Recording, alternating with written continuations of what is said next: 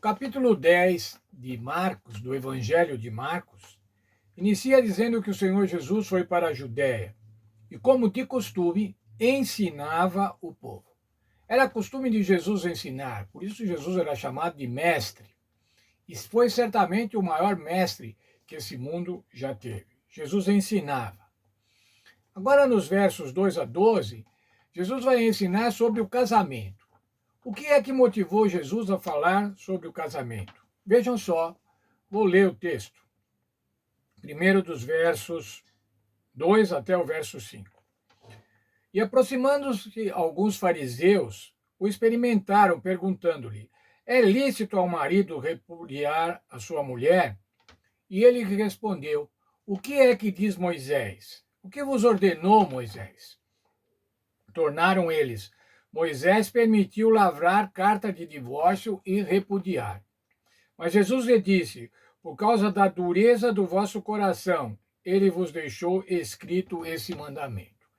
Veja, por causa da dureza do coração, por causa de que homens e mulheres não tinham humildade suficiente ou determinação suficiente para manter um casamento, por causa das intrigas e da falta de perdão, o Senhor Deus deu a Moisés instruções sobre o divórcio. Veja aqui o texto da nossa lição. Lembrando, irmãos, que no tempo de Jesus, os fariseus consideravam lícito o divórcio. Havia apenas alguns pontos diferentes, pontos de vista diferentes. A escola de Shammai era indiscutivelmente mais restrita. O divórcio era permitido apenas em casos de falta de filhos, negligência material, negligência emocional ou infidelidade conjugal. A escola de Hillel era muito mais branda, permitindo o divórcio por quase qualquer motivo, embora o processo de concessão do divórcio fosse mais complexo, ajudando a desacelerar as coisas. Veja, irmãos, o que é que Jesus respondeu? Jesus falou assim: o que é que diz Moisés? Jesus respondeu indagando o que Moisés tinha ordenado. Os fariseus haviam citado Deuteronômio 24, 1 a 4, que descreve o caso de um novo casamento após o divórcio. Os israelitas, na época de Moisés, praticavam o divórcio. Essa lei pretendia proteger a mulher. Mas nos dias de Jesus, essa lei tinha sido distorcida pela escola de Hillel para facilitar o divórcio por quase qualquer motivo. O que era destinado para proteger a mulher acabou sendo usado para facilitar o repúdio dela. Mas veja, irmãos, se os fariseus sabiam que o divórcio era permitido, consideravam lícito o divórcio, por que é que eles foram perguntar para Jesus? Nossa lição salienta um ponto, irmãos. Lembram-se por que João Batista foi morto? Porque Herodias odiava João Batista a ponto de querer matá-lo e de matá-lo realmente? Porque Herodes Antipas tinha se divorciado e tinha se casado com Herodias, a mulher do seu irmão. Se Jesus respondesse alguma coisa aqui sobre o divórcio, que ele era contra ou que ele era a favor, se ele dissesse ser contra, ele estaria se colocando na mesma situação de João Batista, que denunciava o divórcio de Herodes. E por conta disso, João Batista foi decapitado. Certamente o que esses fariseus queriam era indispor Jesus com Herodes.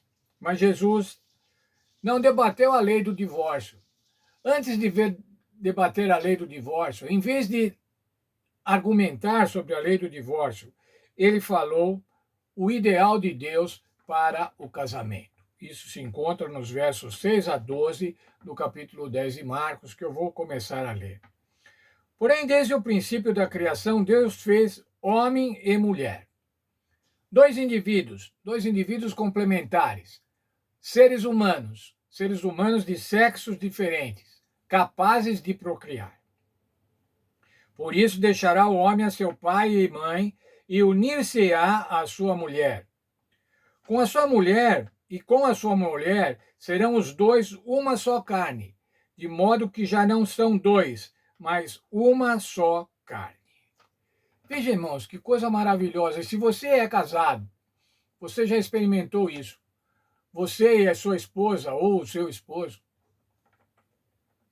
seres diferentes, vieram de lugares diferentes, com culturas diferentes, com raças diferentes. Vocês se unem e depois vocês são uma só carne. Após o casamento, se tornam uma só carne. Homem mais mulher formam um casal. Isso é uma maravilha, irmãos, uma maravilha. E você, como eu, provavelmente, não sei quanto eu, mas estou casado há 50 anos, irmãos. E o meu casamento, graças ao Senhor Deus, tem sido uma bênção. E cada vez mais eu vejo que sou uma unidade com a minha mulher.